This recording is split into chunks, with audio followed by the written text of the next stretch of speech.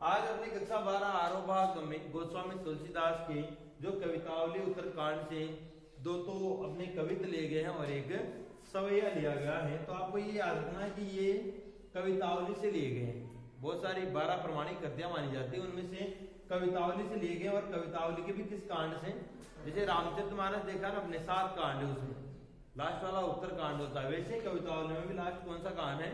कांड है उत्तर कांड। तो उत्तर कांड से लिए गए हैं 2 कवित और एक सवैया। तो यहाँ अपन सबसे पहले जो पहला कवित है उसमें क्या है, इसमें पाठ्य पुस्तक में अपने परिचय दे रखा है 46 पेज नंबर पे, उसका वाचन करते हैं। पहले पढ़ता हूं मैं उसे।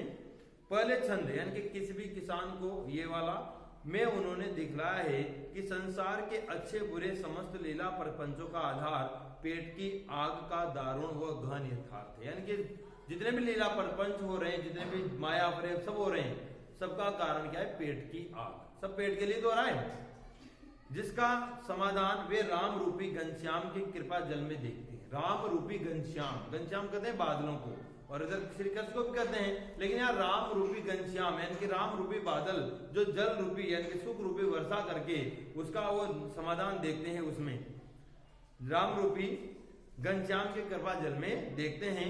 इस प्रकार उनकी राम भक्ति पेट की आग बुझाने वाली यानी जीवन के यथार्थ संकटों का समाधान करने वाली। यानी कि यहाँ पर उन्होंने इस प्रथम कवित में राम भक्ति को पेट की आग बुझाने वाली बताया।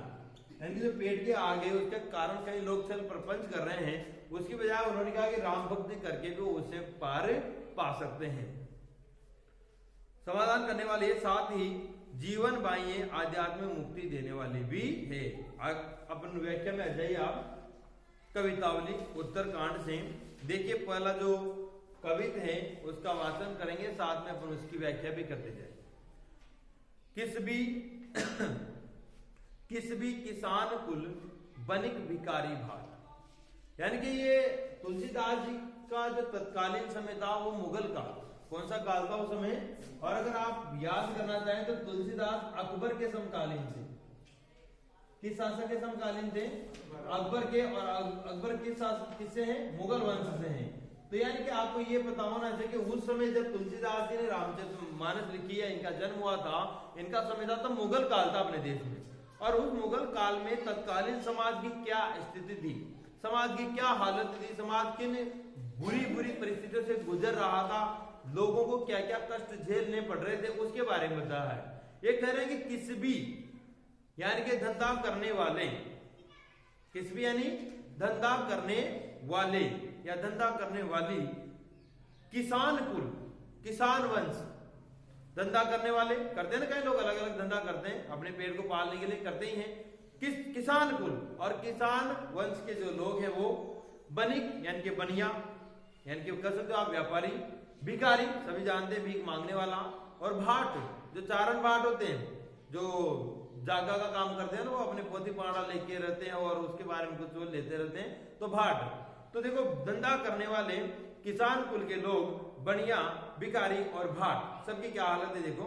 चाकर यानी कि नौकर है ना, चपल नट, चतुर नट, नट होते हैं ना, नट की कला दिखाते हैं वो, चोर चोरी करने वाले लोग, चार का मतलब सेवक ले सकते हो, सेवक, चेटकी यानी कि बाजीगर।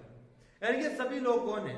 कोई ना कोई काम करके अपना पेट पालने वाले, चाहे चोर चोरी करके पाले, चाहे कोई धंधा करे, कोई बढ़िया व्यापार करे, कोई भीख मांग के अपना पेट गुजारा करता है, किसान अपनी खेती करके करता है, चोर चोरी करके करता है, चपल नट अपना नट की कला दिखाकर करता है, बाजीगर अपनी कला दिखाकर करता है, नौकर जो सेवा करके करते हैं, दूसरों की सेवा करके होते हैं ना। तो सभी कोई ना कोई काम करने वाले व्यक्ति, इनकी क्या हालत है देखो। पेट को पड़त यानी कि सभी पेट को पड़त यानी कि पालने के लिए, सभी पेट को पालने के लिए गुण घड़त यानी कि गुणों को गढ़ते हैं, गुणों का निर्माण करते हैं, यानी कि अपने अपने क्षेत्र के काम करते हैं। चढ़त गिरी, कोई गिरी भी चढ़ते हैं यानी कि पर्वतों पर भी चढ़ते हैं, यानी कि पर्वतों पर चढ़ने जैसे सभी प्रकार के ये काम करते हैं अपने अपने क्षेत्र के लोग। अटत घूमना, गहन गन अहन अखेट की, अटत यानी कि घूमना, गहन गन यानी कि घने जंगलों में, अहन अखेट की यानी कि शिकार, शिकारी होता ना, शिकार करने वाला, कि शिकार करने वाला व्यक्ति अपने पेट के लिए घने घने जंगलों में घूमता रहता है। तो सभी प्रकार के लोग बताए यहाँ पर। देखो आगे कहते हैं ऊंच नीच कर्म धर्म अधर्म करी, यानी कि पेट की आग के लिए उस समय लोग ऊंच नीच कर्म यानी कि ऊंचे और नीचे कर्म कुछ भी नहीं देख रहे थे। धर्म अधर्म, धर्म भी कर रहे थे अधर्म भी कर रहे थे। उनको किसी भी प्रकार से अपने पेट की आग को बुझाना था, अपने पेट के लिए ऐसे काम भी करने पड़ रहे थे उस समय लोगों को। पेट ही को पचत बेचत बेटा बेटगी, देखो पेट ही को पचत यानी कि पेट को पालने के लिए ही उस समय लोगों को अपने बेटा बेटी भी बेचने पड़ते थे। ये अराजकता थी उस समय समाज की, चाहे वो कोई सा भी वंश हो उस समय, लेकिन ये समाज की स्थिति थी, हकीकत ये थी। जो तुलसीदास जी ने उनके समकालीन लिखा है, उन्होंने जो कवितावली लिखी तो उसमें इसका वर्णन किया है कि उस समय पेट की आग को मिटाने के लिए लोग अपने बेटा बेटी को भी बेच दिया करते थे। तुलसी बुझाई एक राम घनश्याम ही थे। तुलसीदास जी बुझाई यानी कि बताते हैं, कह रहे हैं, समझा रहे हैं कि एक राम घनश्याम ही यानी कि एक राम रूपी घनश्याम, राम रूपी घन या राम रूपी घनश्याम ही है। आगी बढ़वा गीते बड़ी है आगी पेट की, यानी कि वो कहते हैं कि तुलसी बुझाए एक राम घनश्याम ही थे, यानी कि एक राम ही हैं जो इन सभी लोगों को इन सब चीजों से मुक्ति दिला सकते हैं। यानी कि भगवान राम की भक्ति करने में ही इन सब का सार है। वो बुझाई यानी कि रास्ता बताते हैं कि भगवान राम की भक्ति का मार्ग अपनाकर आप लोग इन सभी से मुक्ति पा सकते हैं। आगे वो कहते हैं कि आगी बढ़वा गीते बड़ी है। बढ़वागी, बढ़वाग्नि समुद्र में लगने वाली आग, दावाग्नि जंगल में लगने वाली आग, और जठराग्नि पेट में लगने वाली आग। तो यहाँ पर देखो क्या कहा है कि आगी बढ़वा गीते बड़ी है, कि समुद्र की आग से भी बड़ी है आगी पेट की। कहाँ की आग? पेट की आग। कि समुद्र की आग से भी बड़ी है आग पेट की, कि पेट की जो आग होती है ना भूख, वो समुद्र में लगने वाली आग से भी बड़ी होती है। इसके लिए लोग पता नहीं कैसे कैसे काम भी उस समय करने को मजबूर थे, और उस समय इन सभी से छुटकारा पाने का वो केवल राम भक्ति का मार्ग ही बताते हैं कि वो ही आपका उद्धार कर सकते हैं। तो ये अपन ने पहला कवित्व पढ़ा जिसमें क्या स्थिति समाज की, सभी लोग पेट की आग बुझाने के लिए क्या क्या कर सकते हैं। सभी चोर चोरी करता है, यानी कि सभी प्रकार के लोग परेशान हैं। अब आगे आ जाओ, दूसरा कवित्व, इधर आ जाओ, पहले इसका परिचय पढ़ते हैं। दूसरे छंद है ना, खेती न किसान, इसका परिचय है। दूसरे छंद में प्रकृति और शासन की विषमता से उपजी बेकारी व गरीबी की पीड़ा का यथार्थपरक चित्रण किया गया है। बेकारी और गरीबी यानी कि प्रकृति और शासन, प्रकृति में और शासन में विषमता यानी कि सामंजस्य नहीं बैठा उस समय, ढंग से शासन नहीं किया राजाओं ने। इस कारण क्या हुआ, समाज में गरीबी बढ़ गई, बेरोजगारी बढ़ गई। तो उसका वर्णन करेंगे इसमें, करते हुए उसे दशानन से उपमित किया गया, यानी कि गरीबी को किसकी उपमा दी गई है? दशानन की। दशानन यानी रावण। गरीबी को किसकी उपमा दी है? रावण की उपमा दी है। देखो अब इसके व्याख्या करते हैं, इधर आ जाओ, तो इसका परिचय हो गया। दूसरा कवित्व शुरू करते हैं अपन। खेती न किसान को, भिखारी को न भीख बली, बनिक को बनिज न चाकर को चाकर।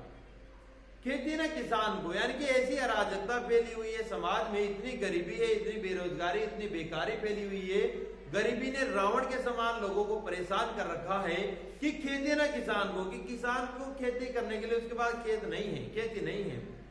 भिखारी को न भीख, और भिखारी को भीख भी नहीं मिल रही है। बली यानी कि न्यौछावर होना, बनिक को न बनिज, और जो बनिया है उसको, उसके लिए भी कोई व्यापार नहीं है। बनिया भी कह रहा है कि मेरे लिए भी कोई व्यापार नहीं है, यानी कि भिखारी के लिए कोई, बलि यानी कि त्यागने योग्य, कोई भी दान करने योग्य, भीख देने योग्य कोई चीज नहीं है, यानी कि भिखारी को भी भीख नहीं मिल रही है। ठीक, बनिक को बनिज और बनिया को न बनिज, यानी कि उसके लिए भी कोई व्यापार नहीं रहा है। वो बनिया क्या करता है? व्यापारी तो करता है, तो बनिया के लिए भी उस समय कोई व्यापार नहीं बचा था। न चाकर को चाकरी, चाकर नौकर, और नौकर को भी कोई नौकरी नहीं थी, यानी कि कोई नौकरी पे नहीं रख रहा था, यानी कि नौकरों को भी कोई नौकरी पर नहीं रख रहा था, और उनकी बहुत बुरी हालत थी। जीविका विहीन लोग सीधे मान सोच बस। जीविका विहीन यानी कि रोजगार विहीन लोग सीधे मान सोच बस सिद्ध होकर एक तरह से सोच बस सोच रहे हैं। कहे एक एकंसों एक एक दूसरे से कह रहे हैं कहाँ जाई क्या करें, कि कहाँ जाए और क्या करें। यानी कि किसी के पास कोई रोजगार नहीं है, कोई काम नहीं है। फिर आगे कहते हैं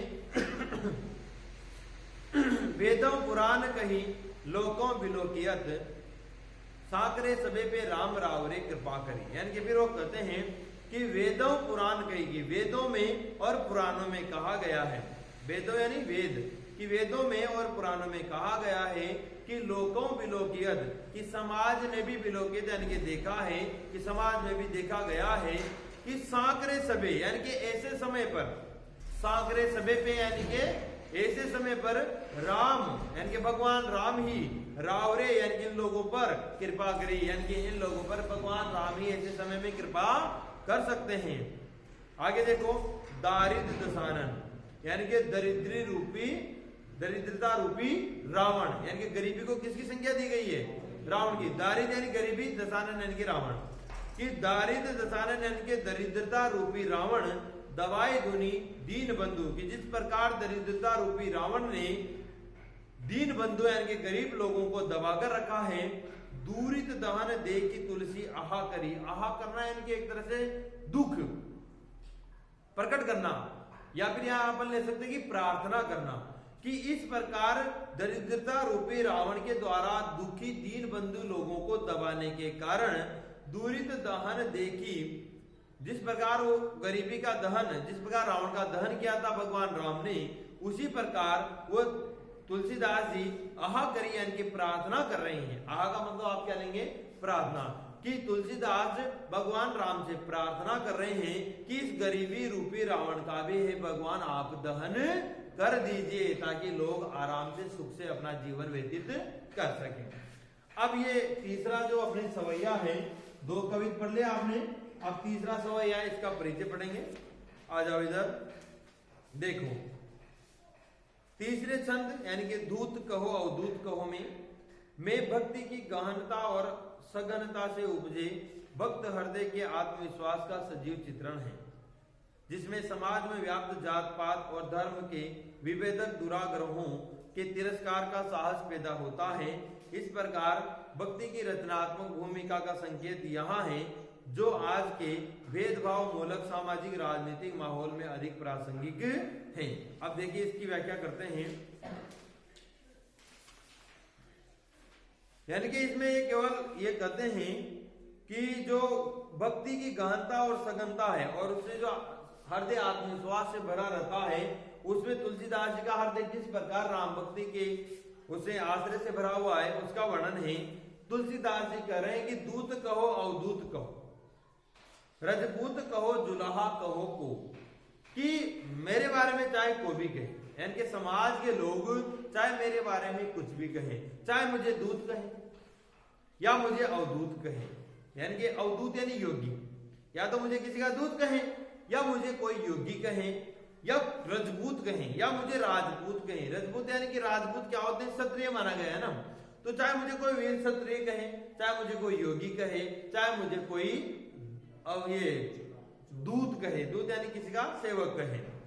जोलाहा कहो कोई, कि चाहे मुझे एक जो जुलाहा जाति निम्न जाति मानते हैं, चाहे मुझे कोई जुलाहा कहे, मुझे कोई फर्क नहीं पड़ता। यानी कि समाज के लोग कुछ भी कहे, मैं तो भगवान राम की भक्ति ऐसे ही करता रहूंगा, पूरे भाव से करता रहूंगा।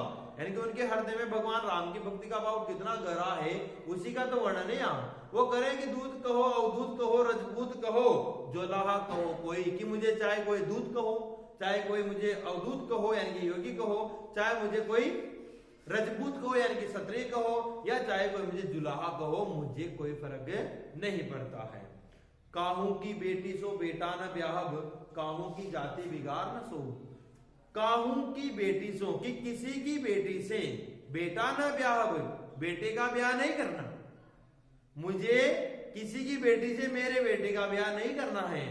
काहू की जाति बिगाड़ न सो, और मुझे किसी की जाति को भी बिगाड़ना नहीं है, या कोई मेरी जाति को भी बिगाड़ नहीं सकता, यानी कि मेरा कोई कुछ भी नहीं बिगाड़ सकता। मैं तो जैसे ही भगवान राम की भक्ति करता आया हूं वैसे ही करता चलूंगा। तुलसी सर नाम गुलामू है राम को, जाको रुचे सो कहे कछु ओऊ। फिर वह कहते हैं कि तुलसीदास जी कह रहे हैं सरनाम गुलामू है राम को, कि मेरा तो सरनाम, सरनेम पड़ जाता है ना, कि मेरा तो सरनाम गुलाम है राम को, कि मेरा तो सरनाम ही ये है कि मैं राम का गुलाम हूं। मेरा सरनाम क्या है? राम का गुलाम। कहते रहो, मुझे कोई टेंशन नहीं है। जाको रुचे सो कहे कछु ओ, कि जिसको जैसा रुचे, यानी कि जिसको जैसा अच्छा लगे सो कहे वही कहे, कछु ओ, किसी को और कहना है तो और कहे, कि जिसको जैसा रुचता है सो कह सकता है, कछु ओ, कोई और कुछ कहना चाहता है वो कुछ और भी कह सकता है, मुझे कोई दिक्कत नहीं है। मांगी के खे वो मस्जिद को सोए वो, मैं तो मांग कर खाता हूं और मस्जिद में सोता हूं। मस्जिद यानी मस्जिद में, मस्जिद से मतलब यहाँ मस्जिद में, कि मैं तो मांग कर खाता हूं और मस्जिद में आराम करता हूं। लेबे को एको न देबे को दो, मेरे पास न लेने को एक है न देने को कोई, यानी कि किसी से कोई लेना देना नहीं है। तो ये तुलसीदास जी का तीसरा पता है कि इसमें सवैया जो तुलसीदास ने अपनी अनन्य भक्ति का परिचय दिया है भगवान राम के प्रति।